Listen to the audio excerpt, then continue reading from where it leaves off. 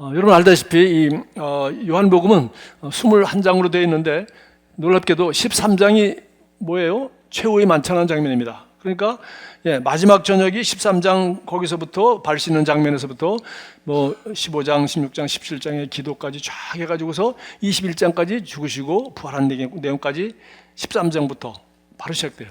그러니까 앞에 할 얘기는 12장밖에 없습니다.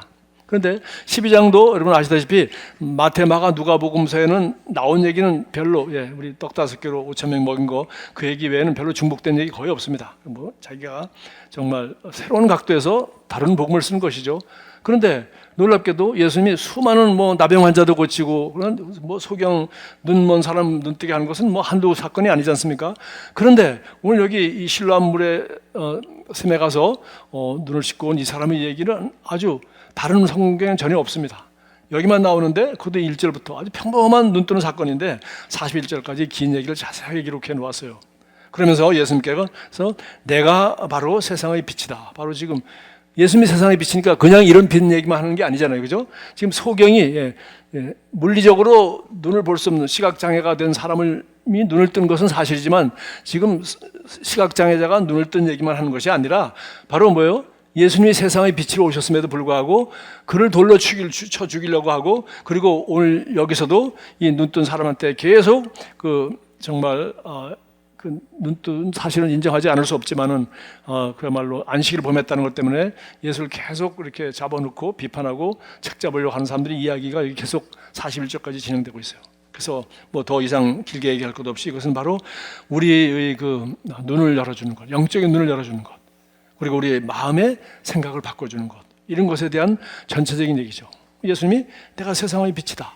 그러면 뭐 소경만 아닌 사람들은 다 예수님을 알아볼 거 아닙니까? 그거 정도가 아니죠. 눈뜬 사람들도 예수님이 진정 세상의 빛인 것을, 예수님을 알지 못하면 소경과 같은 그러면 사단의 권세 속에서, 어둠의 권세 속에서 영적인 세계와 우리가 하나님의 형상 닮아 지음받은 존재라 뭐 이것 우리가 알고 있는 기본적인 복음도 모르고 또 구원자도 모르고 또 인생을 전체 모르는 거죠. 그래서 예수님은 나는 세상의 빛이요 나를 따른 자는 어둠에 거하지 아니하고 맨 마지막에 말씀하시기를 생명의 빛이다 그렇게 말씀하셨어요.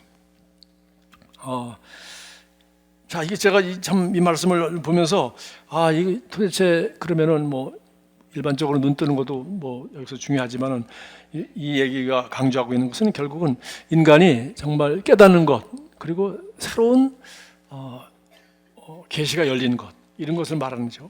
그래서 우리는 이걸 가리켜 뭐 불교에서 얘기하듯이 또 우리도 얘기합니다만은 깨달았다.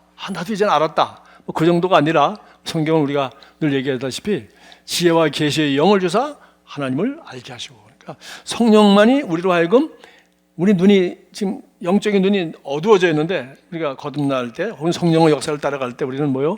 드디어 우리 어둠 속에 갇힌 눈이 드디어 하나님이 계시로 말미암아 드디어 하나님이 감추었던 것을 이렇게 벗겨서 보여주심으로 말미암아 우리가 새로운 영의 세계를 보게 되는 것이고 우리가 그동안 알았다고 생각했는데 사실은 알지 못하고 있던 것을 깨닫게 되는 것이죠. 8장 12절에 예수께서 말씀해 주시되 나는 세상의 빛이라 나를 따르는 자는 어둠에 다니지 아니하고 생명의 빛을 얻으리라. 실수가 없다는 거죠. 잘못 선택할 리가 없다는 겁니다. 우리가 참 말씀과 동의하면은. 그리고 생명의 빛을 생명 지금 얘기하는 자녀나 부부나 부모나 이 세상 살아가는 모든 분야에 있어서 생명이 뭐예요? 그분이 생명이요 그분이 진리요 그분의 방법이 맞는 방법이잖아요. 그것이 그냥 그대로 우리 빛 가운데 걸어가면 그것이 가능하다는 거죠. 그래서 정말 우리가 말씀 가운데 나가는 것이 얼마나 중요한가. 자, 문제는 이 성경에 대해서 가장 잘 알고 있던 바리새인들이 여기 내가 심판으로 이 세상에 만나니 보지 못하는 자들은 보게 하고 보는 자들은 맹인이 되게 하려 함이라. 그러니까 우리가 내가 지금 내 눈이 아직도 어두운 부분이 있으니까 주님 내 눈을 열어서 주의 법을 놀라운 법을 깨닫게 해주세요. 내가 지금 넘어졌습니다. 내가 지금 어둠 가운데 어느 걸 선택해야 될지 모르겠습니다. 주의 말씀이 내 길에 빛이 되고 내 발에 등불이 되어주세요. 그러면서 성경을 읽으면은 저는 정말 평생 성경 읽기 하지만은 어떤 성경, 제가 별별 성경 읽기 표 가지고 다 하고 올해처럼 가장 줄여서 하루에 한 장씩만 읽어도 놀랍게도 내가 고민하고 궁금해한 거 그날 성경 읽기에 반드시 나와 있어요. 반드시.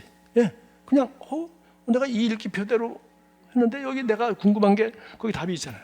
그러니까 길의 빛이요 발의 내 등불이 되는 거죠. 자, 그래서 우리가 정말 내가 주님이 내 눈을 열어주셔서 정말 맹인이 되지 않게 하시고 정말 주님 빛을 따라가게 하시소, 이렇게 해야 된다는 거죠. 그 다음에 마지막 41절에 또 하나만 더 했습니다. 너희가 맹인이 되었다면 죄가 없으려니와 본다고 하니 너희 죄가 그대로 있느니라. 라오디게아 교회는 똑같죠. 나는 부유하여서 부족함이 하나도 없다고 하는데 가장 비참한 상황이라고 주님은 그렇게 보시는 거죠. 그래서 정말 율법을 몰랐더라면 오히려 예수님을, 이 사람 소경이었던 이 사람은 예수님까지 알아보고 제자가 되었는데 지금 예수님이 오실 때를 기다리고 있던 이 바리새인들은 그냥 자기 가지고 있는 율법 안식일을 범했다고 예수님을 죽이려고 했을 뿐만 아니라 이렇게 이 사람과 그냥 이 사람을 괴롭히고 하는 장면을 우리가 봅니다.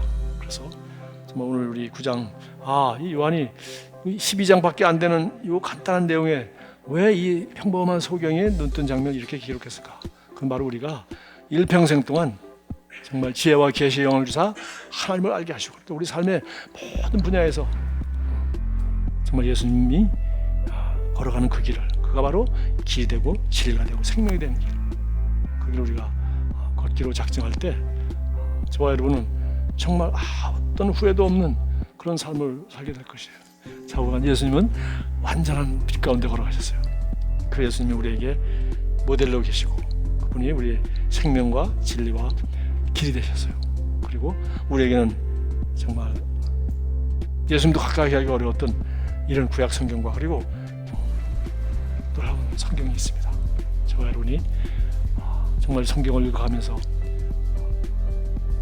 여러분 안에 있는 어둠을 쫓아내고 빛 가운데 걸어가서 후회가 없는 삶, 정말 예수님처럼 내가 너희에게 생명을 얻게 풍성히 얻는 그런 삶을 살 수 있도록 해줄 거야.